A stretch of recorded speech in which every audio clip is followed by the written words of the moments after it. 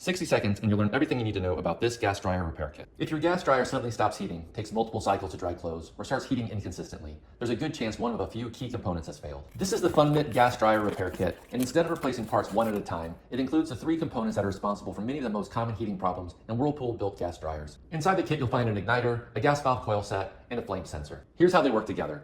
The igniter heats up until it's hot enough to ignite the gas. The flame sensor monitors that temperature and signals when it's time for the gas valve to open. The gas valve coils then open the gas valve, allowing gas to flow to the burner so the dryer can produce heat. If any one of these parts fails, your dryer may run normally but produce little or no heat. This repair kit is designed to help resolve common symptoms like no heat, intermittent heating, long drying times, the burner failing to ignite, or the dryer shutting off before clothes are fully dry. One important note: the igniter may show slight discoloration right out of the box. That's normal because each one has been tested before packaging. Also, the heating element portion of the igniter is very fragile, so handle it carefully before installation and avoid touching the heating surface whenever possible. Before ordering, verify that your specific dryer model is compatible, since this kit fits many Whirlpool, Kenmore, Maytag, KitchenAid, Amana, Admiral, Roper, Crosley, and Magic Chef gas dryers, but not every model. As with any appliance repair, always disconnect the power and shut off the gas supply before beginning the installation. If your compatible gas dryer has stopped heating, this all-in-one repair kit provides the major replacement components needed to restore reliable drying performance while potentially saving the cost of an expensive service call.